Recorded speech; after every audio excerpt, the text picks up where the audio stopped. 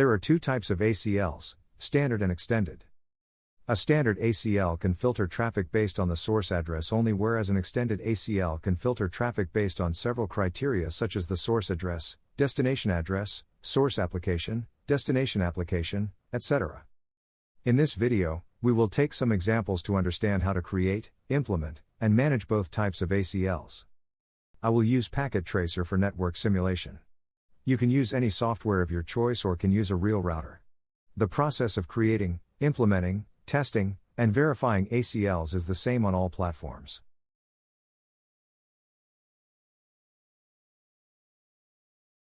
We will create a simple network. In this network, we will add 3 LAN segments. To connect LAN segments, we will use a router. Open Packet Tracer. Click the Network Devices icon. Select a router and drag it to the workspace. Click the switch icon and select a switch and drag it to the workspace. Let's add one more switch. Click the End Devices icon and drag 6 PCs to the workspace. Whenever you drag a device icon to the workspace, Packet Tracer adds that device to the workspace. To add the same device again, we need to drag it again. Now add a server to the workspace. To connect these devices, click the Connections icon. Select the copper crossover connection type. Right-click the router, select Gigabit Ethernet 0/2 interface, right-click the server, and select the Fast Ethernet 0 interface. Now select the copper straight-through connection type, right-click the router, select the Gigabit Ethernet 0/1 interface, right-click the switch, and select the Gigabit Ethernet 0/1 interface. Repeat the same process and connect the router's Gigabit Ethernet 0/0 interface to the switch 1's Gigabit Ethernet 0/1. Now connect PC 0, 1, and 2 to switch 0. To connect PCs to the switch, you can use any free port.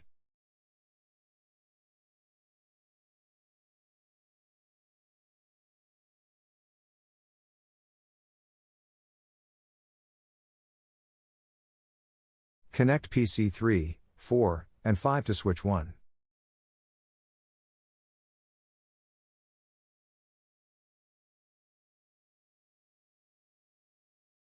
Now, this network has 3 LAN segments connected through a router.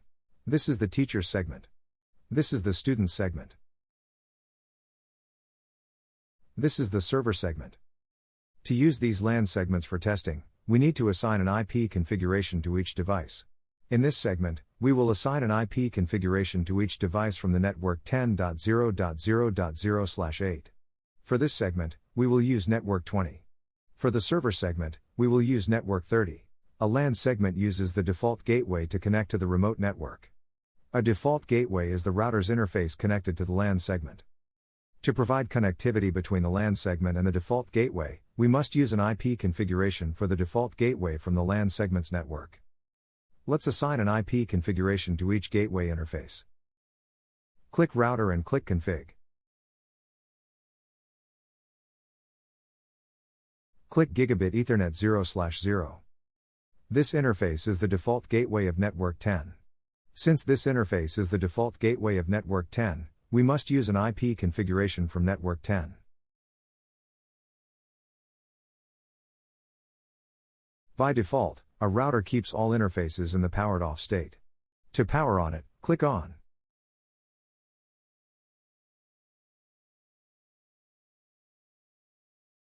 Click Gigabit Ethernet 0/1. This interface is the default gateway of network 20. Let's assign an IP configuration from network 20.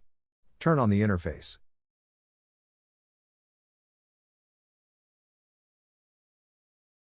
Click Gigabit Ethernet 0/2 and assign an IP configuration from network 30.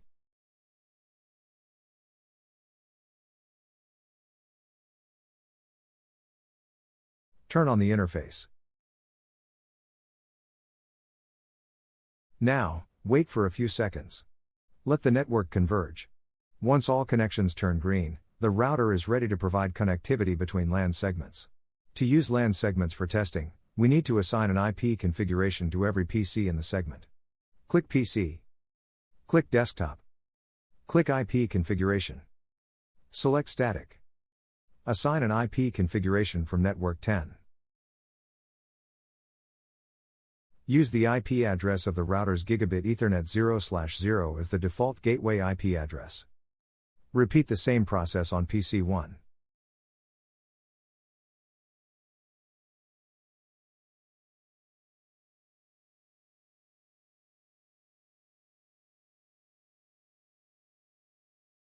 Now assign the IP configuration to PC 2.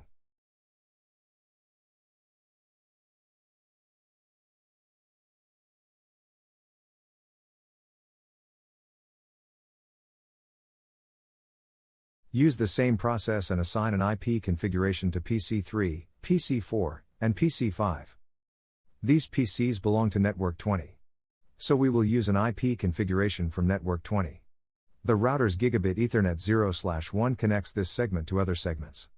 So we will use the IP address of the Gigabit Ethernet 0/1 as the gateway IP address on all PCs of this segment.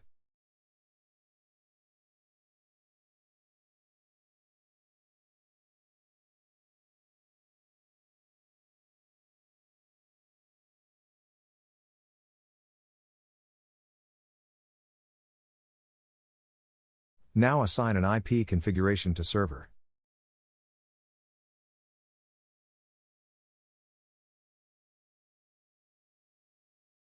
It belongs to Network 30.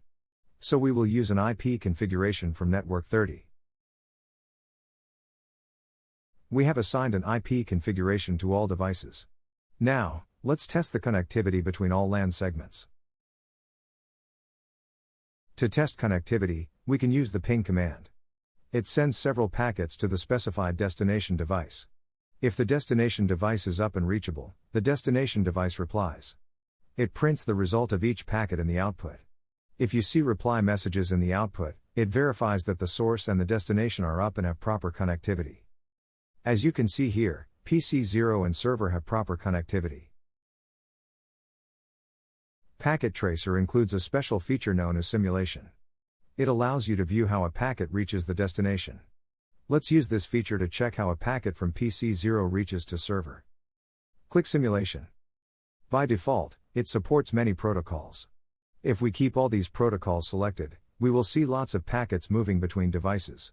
To view only packets of the ping command, uncheck all these protocols and select only ICMP for IPv4.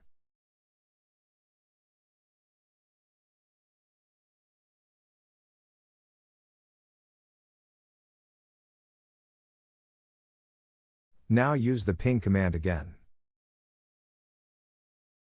Click Play button. Now you can view the real-time movement of the packet.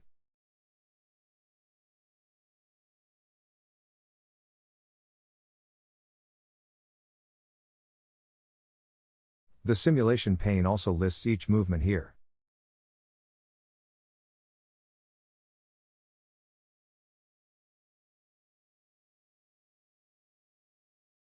As we can see here, PC 0 and server can exchange data packets.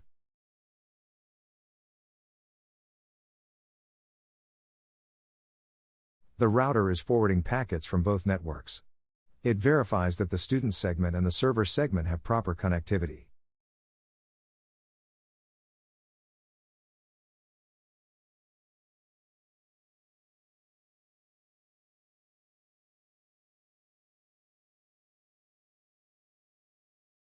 Now, let's test connectivity between the teacher segment and the server segment.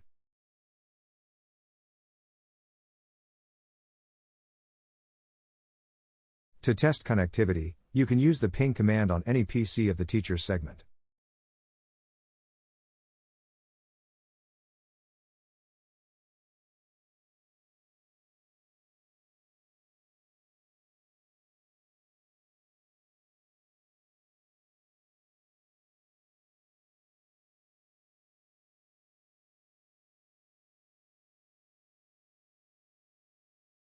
As you can see here, the teacher segment can access the server segment. Now this network is ready for the practice of ACLs. At this moment, all LAN segments can access each other. Now suppose, we want to create an ACL that serves the following purposes. Allow the student segment to access the teacher segment. Block the student segment to access the server segment. Allow the teacher segment to access the student segment and the server segment. To fulfill these requirements, we can create a standard ACL or an extended ACL. If we choose a standard ACL, we can use only the source address in ACL entries. But if we choose an extended ACL, we can use both source and destination addresses. We will implement both types of ACLs. Let's start with the standard ACL. To create a standard or an extended ACL, we have two commands, access list and IP access list. Let's use the access list command to create the standard ACL. Click Router and click CLI to access the command prompt of the router.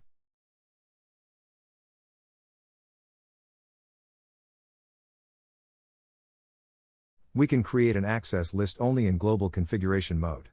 To enter global configuration mode, we use the enable and configure terminal commands.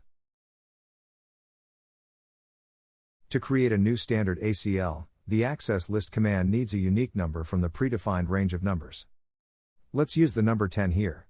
Now, we need to specify the action. To block all traffic from the network, we will use the deny keyword here. As I mentioned earlier, a standard ACL can only filter traffic based on the source address. Here, we need to specify the source address. To block the entire segment, we will use the network address of the segment. To include all hosts of the segment, we will use the wildcard mask 0.255.255.255. By default, all ACLs have a default implicit deny statement at the end. This statement becomes active as soon as we add the first entry. Because of the implicit deny statement, we have to add a permit statement for the teacher segment. If we will not include a permit statement for the teacher segment will also be blocked by the default implicit deny statement. This entry will block all data packets having the source address from network 10. This entry will allow all data packets having the source address from network 20. Now, this ACL is ready. But it will do nothing until we apply it to an interface. We apply a standard ACL close to the destination. So it does not block the source from accessing the other segments of the network. For example, if we apply this ACL on gigabit Ethernet 0/0 in the inward direction, the student segment will not be able to access any other segment of the network. To block the student segment from accessing the server segment, we need to apply this ACL on the gigabit Ethernet 0/2 interface in the outward direction.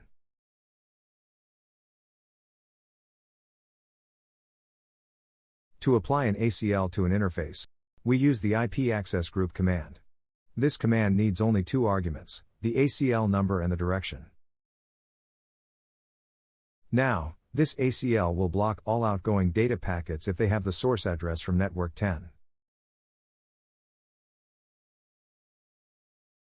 To verify that we have created and implemented ACL correctly, we can use the ping command again. To view the real-time movement of packets, we can also turn on the simulation mode.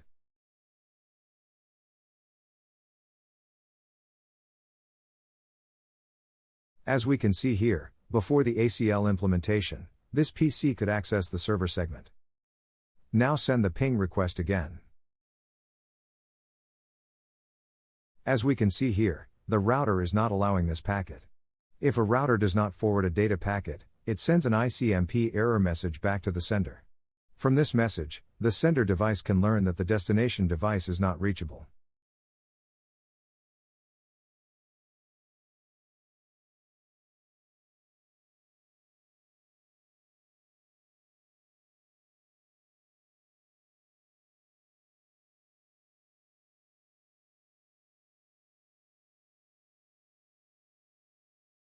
We blocked the students section only from accessing the server segment. We did not block it from accessing the teacher's segment. To verify it, let's send ping requests to a PC of the teacher's segment.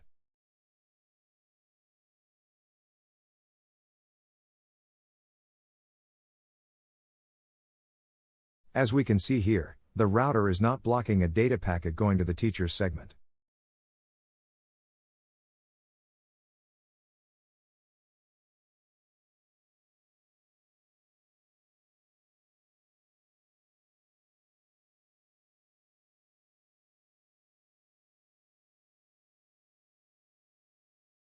Here we get the reply from the destination device. It verifies that the student segment can access the teacher's segment. We have verified our first requirement. Now let's test the second requirement. Our second requirement says it should not block the teacher's segment from accessing the server segment. To verify it, we can send ping requests to server from a PC of the teacher's segment.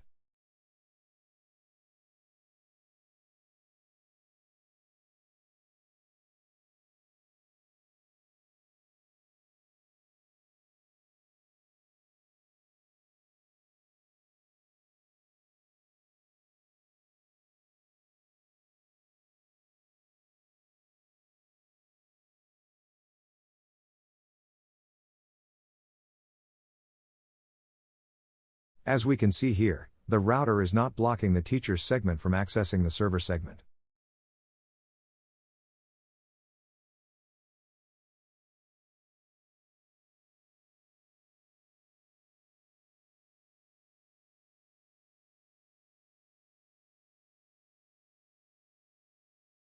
Here we get the reply.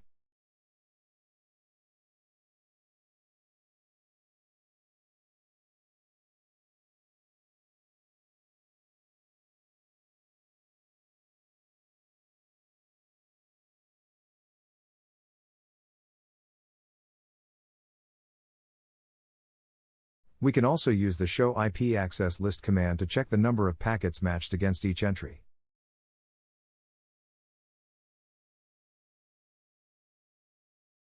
Now suppose, instead of blocking the entire server segment, we want to allow some services running on the server to the student segment. In that case, we have to use extended ACLs. A standard ACL can't filter application-based traffic. Let's suppose we want to allow the student segment to access the web server running on the server. For this practice, we don't need any additional setup.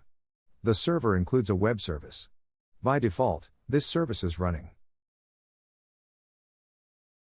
To test this setup, we can access a web page from a PC of the teacher's segment.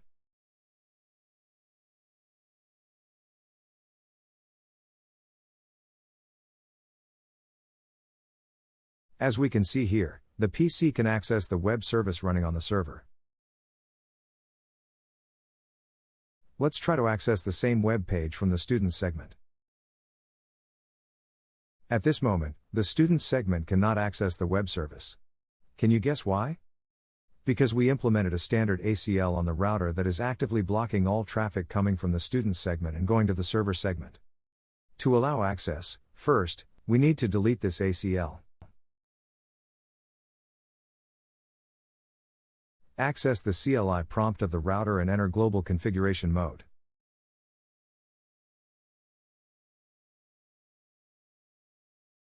To delete an ACL, we use the no access list command in global configuration mode.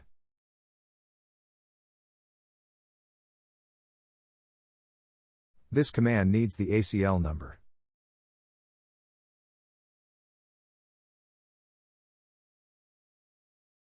To verify that the ACL has been removed, we can use the show access list command in privileged exec mode. Here we can see that the ACL has been removed. Now, let's access the web page again.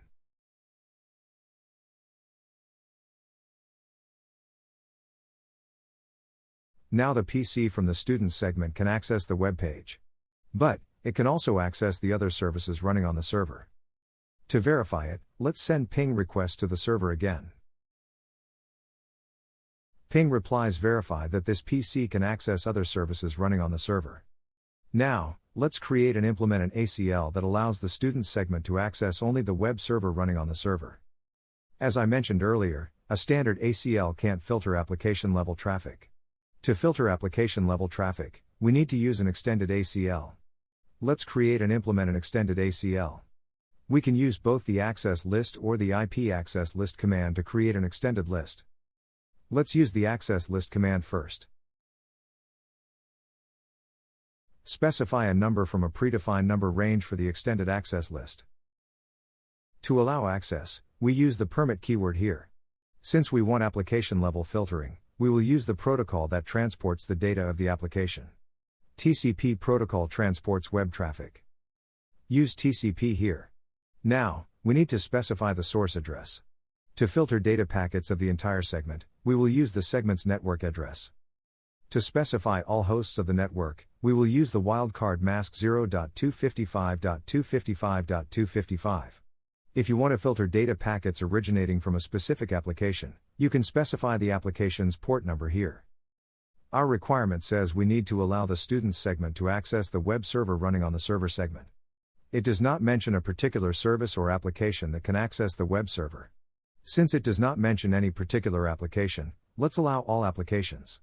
To allow all applications, do not specify any port number here. The default criteria include all applications. Now specify the destination address. You can specify a particular host or all hosts of the segment. To specify a single host or all hosts of the network, we use the wildcard mask. Let's include all hosts of the destination network. Now, we need to specify the application. Our requirement clearly says we need to allow only web traffic. TCP protocol uses two protocols HTTP and HTTPS to transmit web traffic. HTTP transmits data on port number 80 whereas HTTPS transmits data on port number 443. The main difference between both protocols is HTTPS transmits data securely. Let's specify port 80 first. Now use the same command again and specify the port number 443. These two entries will allow all web traffic originating from the student segment and going to the server segment. Now we need to block all remaining traffic. To block all remaining traffic, we use a deny entry.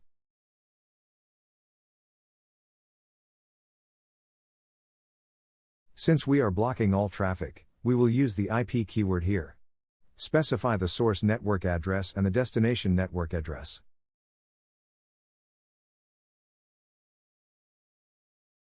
This ACL entry will block all traffic originating from the student segment and going to the server segment.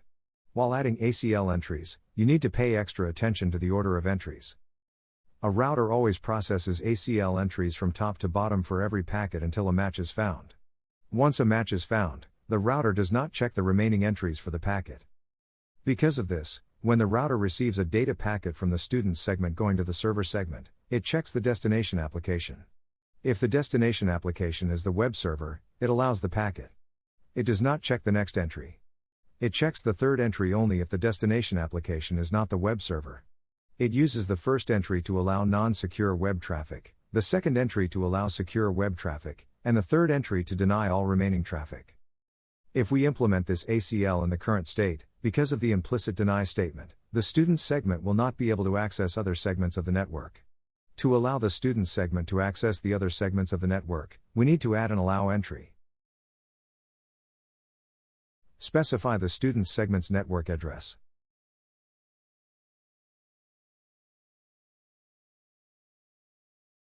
You can use the any keyword in the destination address field to allow access to all segments. This entry will allow all packets originating from network 10 and going to network 30 for the web server on port 80. This entry will allow all packets originating from network 10 and going to network 30 for the web server on port 443. This entry will deny all packets originating from network 10 and going to network 30. Since web traffic has been already allowed, it will deny only the remaining traffic. This entry will allow all packets originating from network 10 and going to any network. The router will check this entry only if the destination network is not 30. If the destination network is 30, the packet will be processed by previous entries. We apply an extended ACL close to the source. This practice stops unwanted traffic as soon as it enters the network. We will apply this ACL to the gigabit Ethernet 0/0 in the inward direction.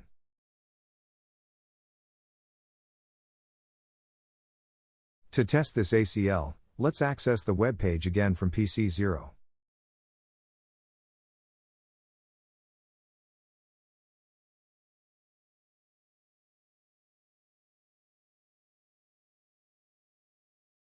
As you can see here, we can access the web server using the HTTP protocol.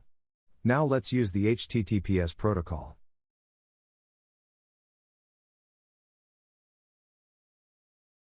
We can access the web server on both protocols.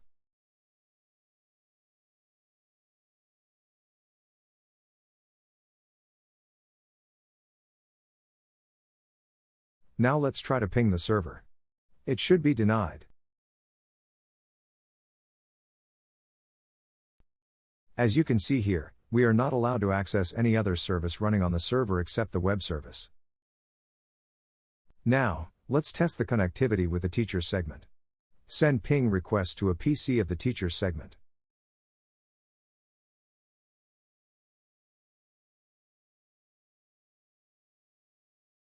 Here, we get the reply. It verifies that the student segment can access the teacher's segment. We can also check how many packets were filtered by each ACL entry. To view the number of data packets matched against each ACL entry, we can use the Show IP Access List command. We can see the number of packets matched against each entry here. We have learned how to create, implement and verify standard and extended ACLs. Now, let's build a complex network. Add 3 routers to the workspace. I am adding a 2911 series router. It has 3 gigabit Ethernet interfaces. You can add any other router.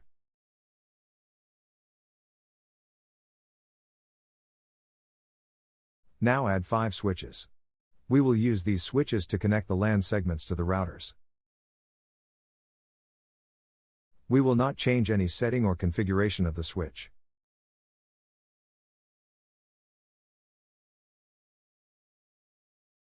Now connect these devices. To connect a router to a switch, we use a copper straight cable.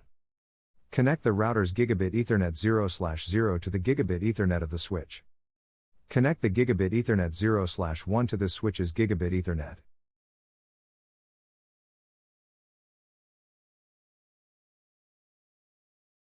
Now connect the second router to this switch.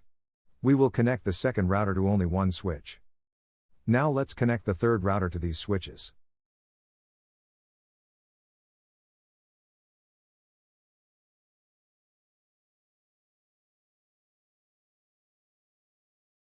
To connect a router to another router, we use a copper crossover cable. Connect router 0's gigabit Ethernet 0/2 to router 1's gigabit Ethernet 0/2. Connect router 1's gigabit Ethernet 0/1 to router 2's gigabit Ethernet 0/1. Now add some end devices for testing. Add 6 PCs and 2 servers.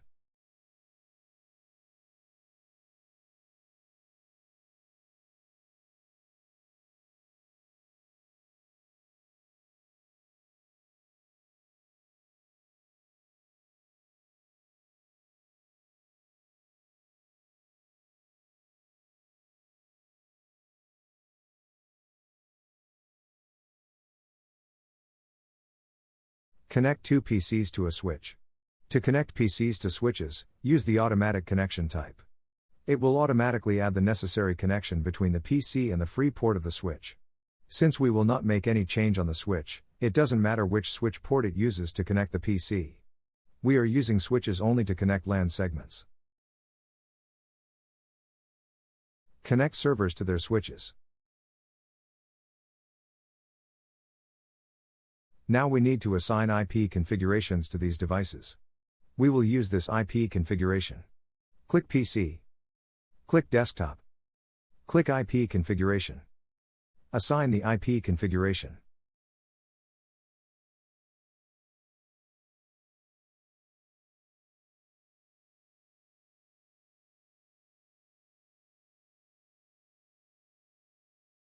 Repeat the same process.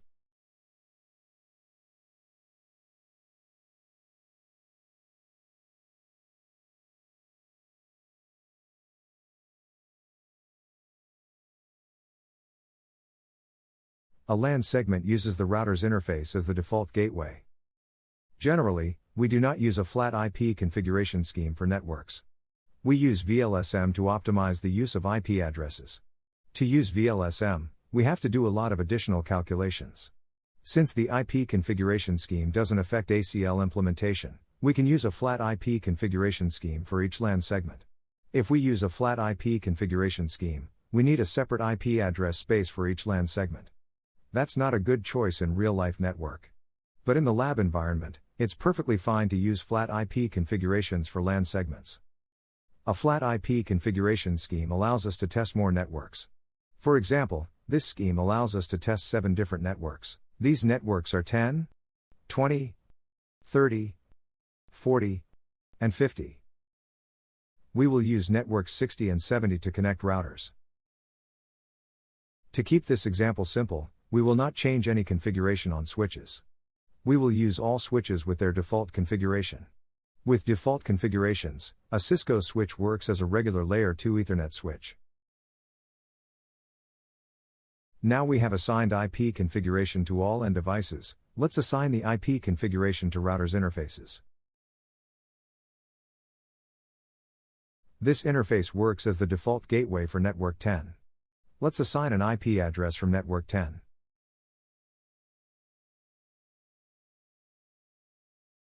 This interface is the default gateway of network 20. Assign an IP address from network 20 and turn it on.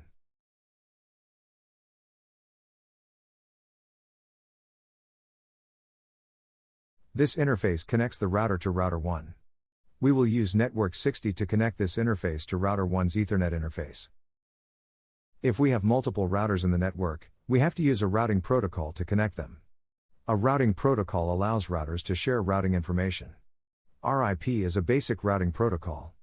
Packet Tracer allows us to configure it directly from here. To configure this protocol, add all the networks this router knows.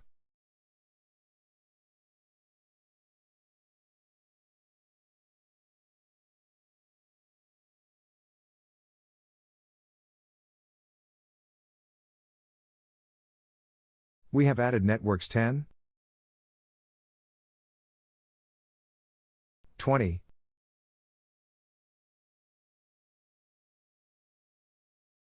60 to the RIP protocol. Now, the RIP protocol will automatically broadcast these networks to other routers of the network. Let's repeat the same process on router 1 and assign IP configurations to all interfaces. First, assign an IP configuration to Gigabit Ethernet 0/2. It connects the router to router 0.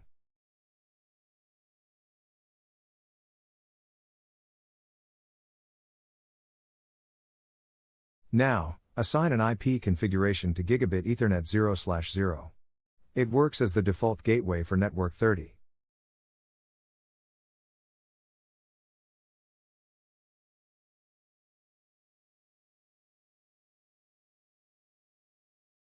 Gigabit Ethernet 0/1 connects the router to router 2. Assign an IP configuration from network 70.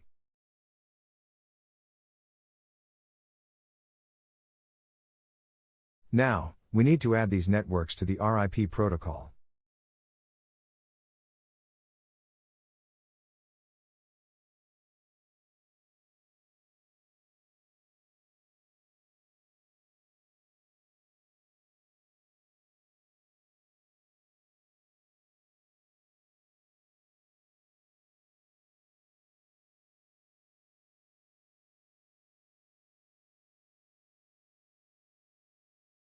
Now, let's assign IP configurations to router 2.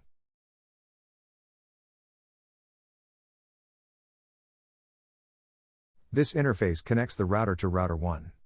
Assign an IP address from network 70.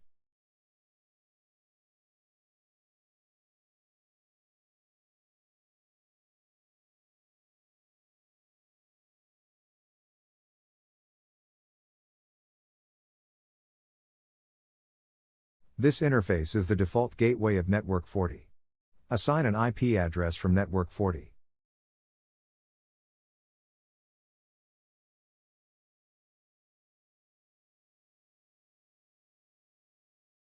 This interface connects the network 50. Assign an IP address from network 50 and turn it on.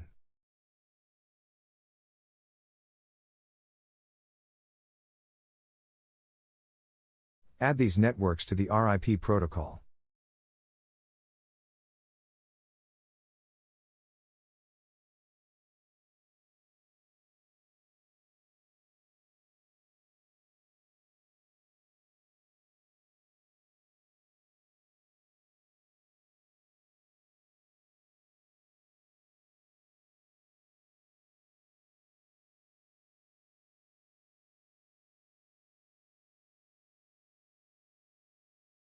Now let's test this network. To test it, we can use the ping command. Open the command prompt of PC0. Ping the default gateway.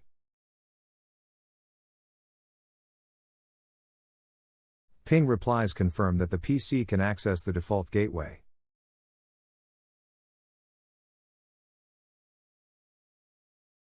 Now ping a PC of network 20.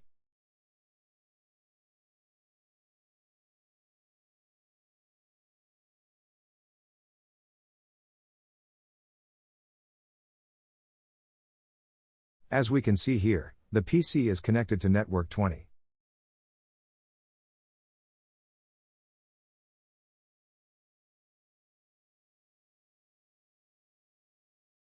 Now send ping requests to a PC of network 30.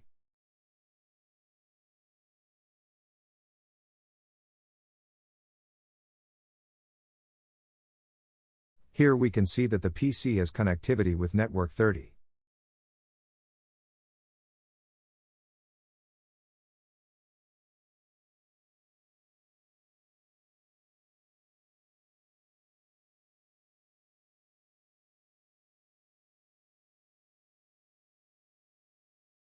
Here we get the reply from network 40.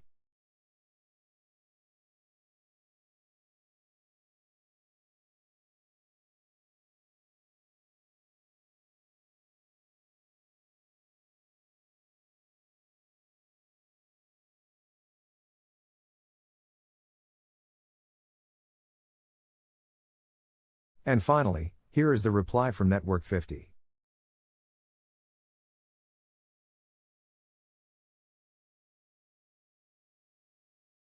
Now this network is ready for the practice of ACLs. Let's suppose we want to create ACLs for the following purposes. Network 10 can access only network 20. It cannot access other segments of the network. Network 20 can access network 10. It cannot access network 30. PC2 can access only web service running on server 0. It cannot access other services running on the server. PC3 can access only the FTP service running on server 1. It cannot access any other services running on the server. Only PC4 can open Telnet connection with router 0 for management purposes. Now, let's create and implement ACLs for these requirements. Our first requirement says network 10 can access only network 20. It cannot access other segments of the network. Except for network 20, data packets originating from network 10 can reach other segments of the network only when they exit the gigabit interface 0/2 of router 0. To reach network 20, they do not need to exit this interface. If we create a standard ACL that denies all outgoing traffic from network 10 and implement it on the gigabit Ethernet 0/2 interface of router 0, we will achieve this goal. Let's create and implement this ACL.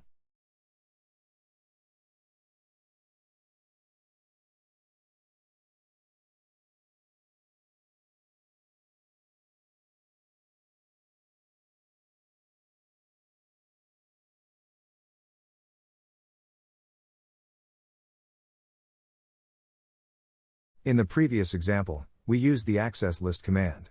This time, let's use the IP access list command.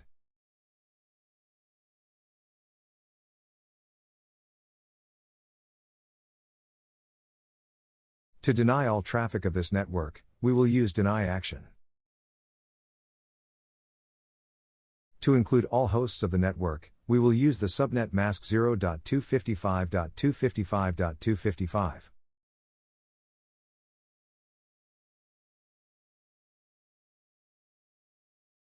Apply this ACL to the gigabit Ethernet 0/2 interface in the outward direction.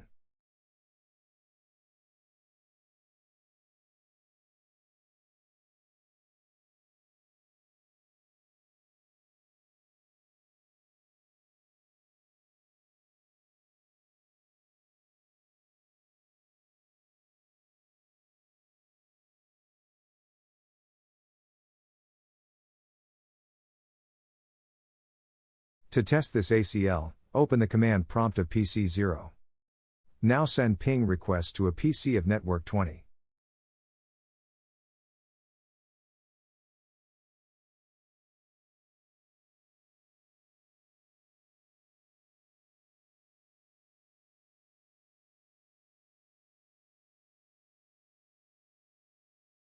Here you can see, this PC is allowed to access network 20.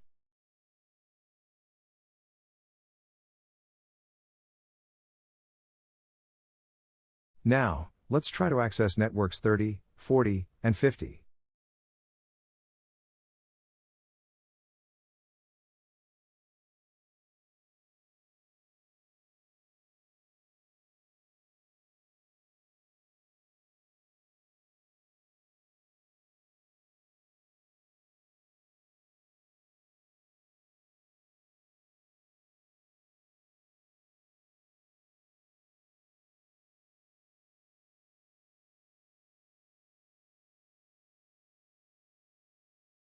As you can see here, this PC is not allowed to access any other segment of the network.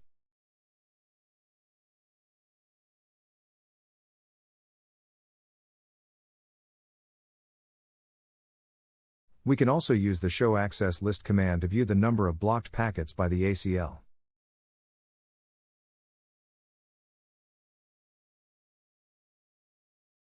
We sent a total of 12 ping requests from PC0 for other segments, and all of them were blocked by this ACL entry.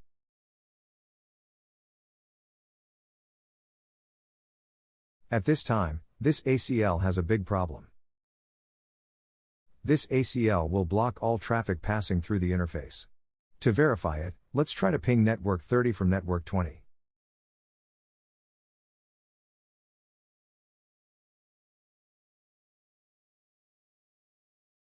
Here you can see we are not allowed to access network 30.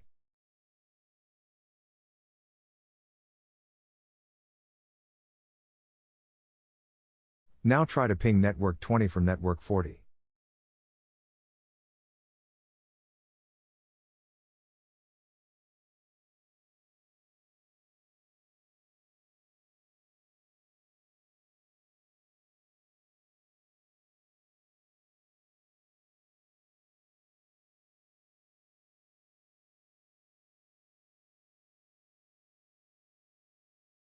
Can you guess why this is happening?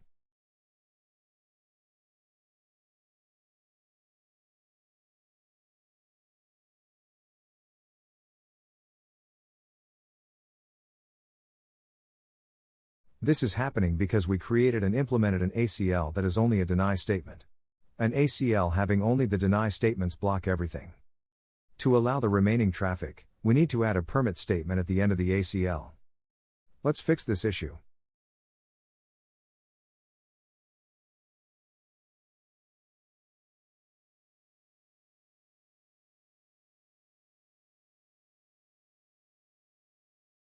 Now, test the ACL again.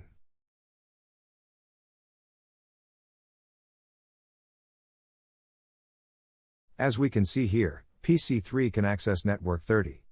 It verifies that the ACL is not blocking the traffic of other networks.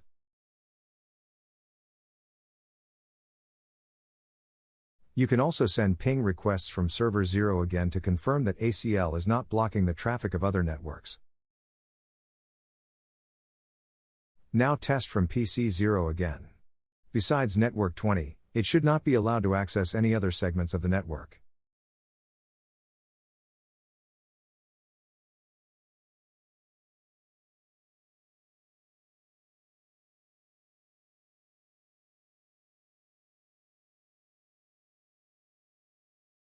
As we can see now, this ACL is preventing network 10 from leaving the interface, but it is not blocking the data flow of other networks. That's exactly what our first requirement says. Our second, third, and fourth requirements are related to network 20. The third and fourth requirements need application level filtering. Only extended ACLs can filter traffic based on applications. Because of this, we will create an extended ACL. We apply an extended ACL near the source. The nearest interface of network 20 is the Gigabit Ethernet 0/1 interface of router 0. This interface is the default gateway of the network 20. If we apply an extended ACL on this interface in the inward direction, all unwanted traffic from network 20 will be filtered as soon as it enters the network.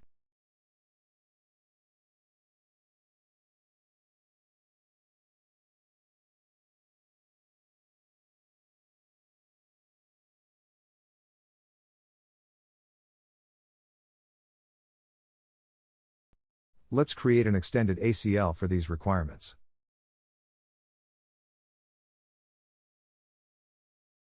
Our second requirement says network 20 can access network 10 but it cannot access network 30. For this requirement, we need to add two statements. In the first statement, we will allow network 20 to access network 10. Let's create a statement for this. First, we need to specify the action. Since we are creating an allow statement, the action will be the permit keyword. Next, we need to specify the type of filtering. To filter all data packets from the source, we will use the IP keyword here. Now specify the source address. Since we want to allow the entire network, we will use the network address.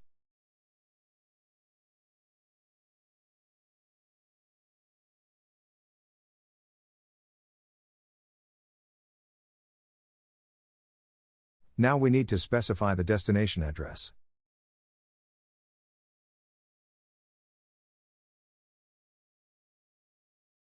This statement will allow all data packets that have the source address from network 20 and the destination address from network 10.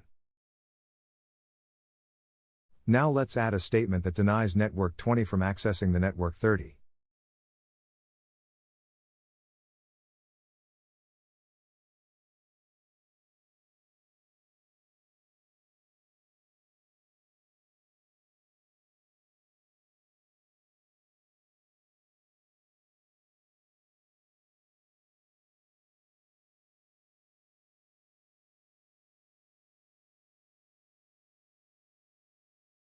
This statement will deny all data packets having the source address from network 20 and the destination address from network 30. Our next requirement says PC2 can access only web service running on server 0. It cannot access other services running on the server. For this requirement, first, we need to add a permit statement that allows PC2 to access web service running on server 0. Use the permit keyword to allow access. To filter data packets of a particular application, we use the name of the protocol that transports the data of that application. Web service uses the TCP protocol to exchange data packets.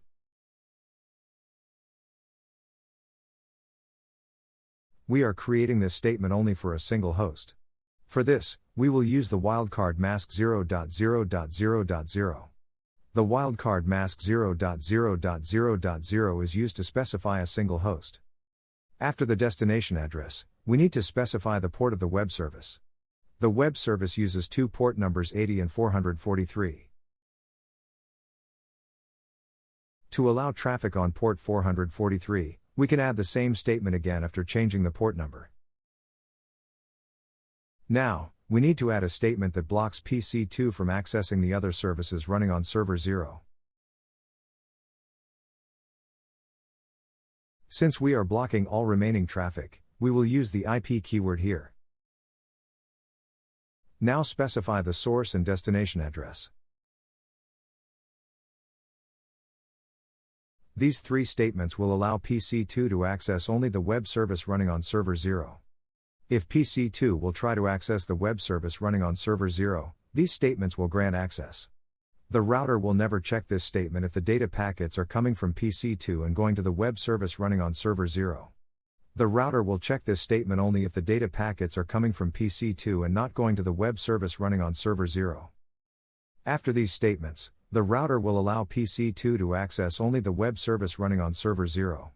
This is exactly what our third requirement says. Our next requirement is similar to the third requirement. For this requirement, we can use the same statements after changing the source address, destination address, and port number.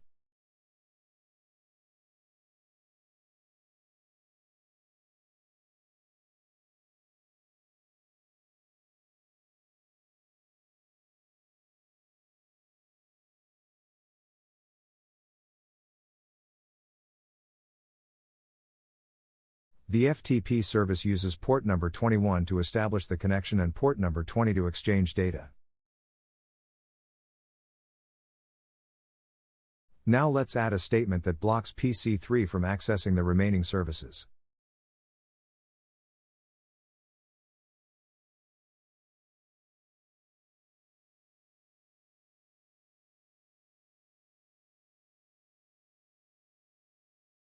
These statements will allow PC3 to access only FTP service running on server 1.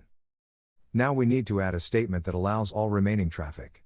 If we do not add this statement, the router will block all remaining traffic. Remember the implicit deny statement. Routers automatically add an implicit deny statement at end of each ACL. The implicit deny statement denies all traffic that does not meet the preceding statements. Now let's implement this ACL. We will implement this ACL on the Gigabit Ethernet 0/1 interface. This interface is the default gateway of network 20.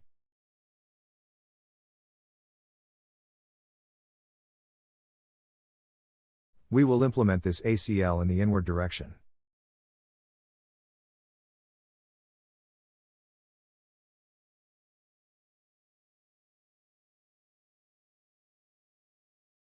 Now let's test this ACL.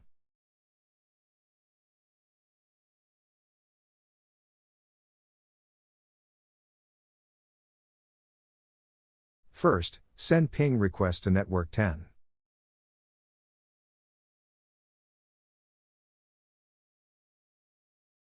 It must be replied. Here you can see that we get replies from a PC of network 10. It verifies that network 20 can access network 10. Now try to access network 30. It must be denied. As you can see here, this PC is not allowed to access a PC of network 30. To test the third requirement, first, we will send ping request to server 0. It should be denied. Now open the web browser and access the web service running on server 0.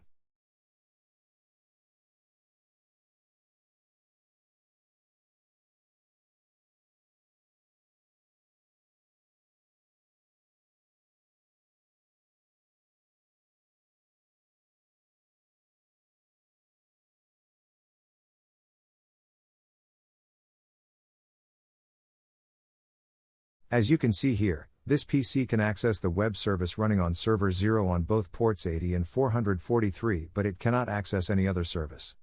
To test our fourth requirement, open the command prompt of PC3. Now send ping request to server 1.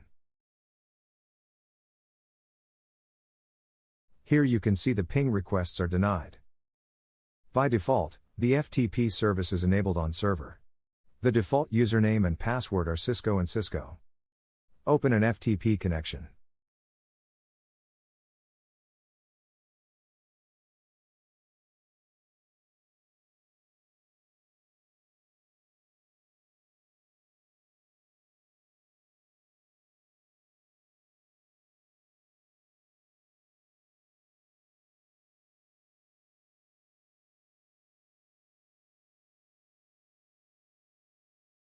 Use some FTP commands.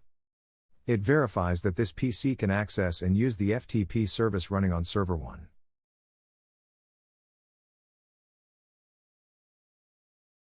Now send ping request to server 1. They must be denied. As you can see here, it cannot ping server 1. It verifies that this PC can access only the FTP service running on server 1. It can't access any other services running on server 1. Our last requirement says only PC4 can open Telnet connection with router 0 for management purposes. Cisco routers support the remote management feature. For this feature, routers use virtual type terminals. When you access a router remotely, the router associates the remote connection to a virtual type terminal. You can use the assigned virtual terminal to execute commands. Routers support multiple remote connections simultaneously. To keep each connection separate, routers assign a unique number to each connection.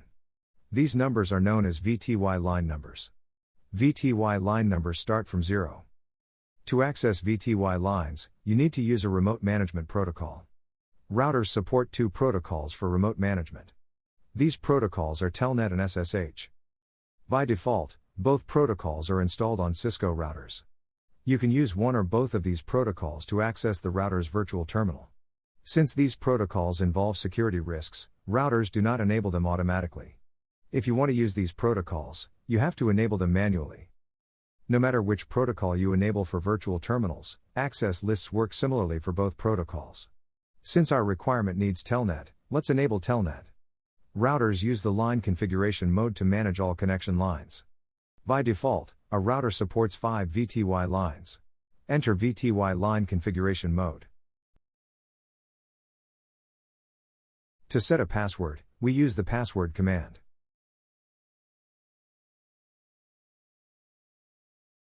This command will set a password to Telnet. To enable Telnet on all lines, enter the login command. That's all we need to enable Telnet connections on the router. Once enabled, you can use any active IP address on the router to access the router's virtual terminal.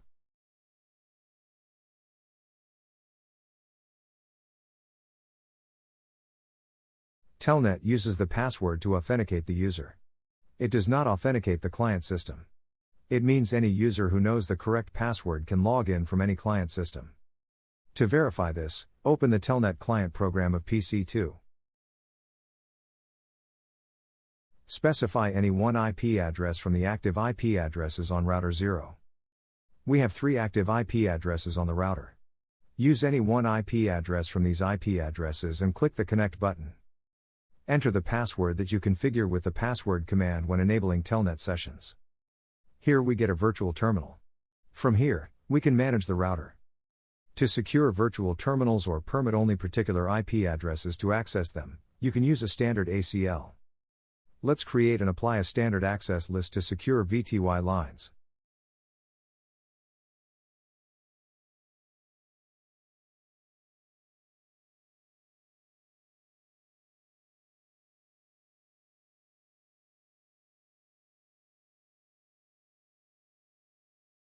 Specify the IP address of the host which you want to allow.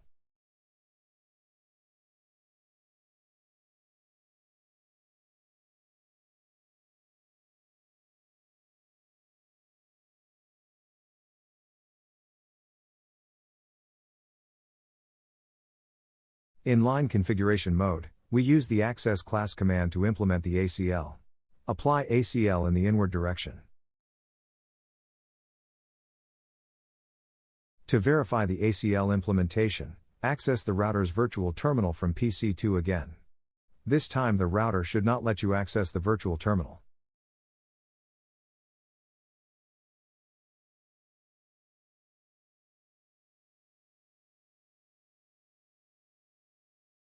Here we can see that PC2 is no longer allowed to access the virtual terminal of the router. Now try to log in from PC4.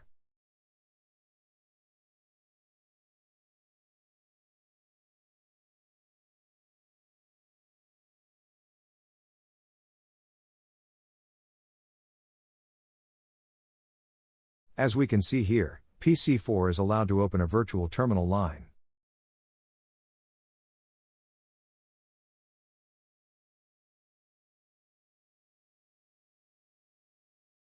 You can also use the Show IP Access List command to view the number of packets filtered by the ACL.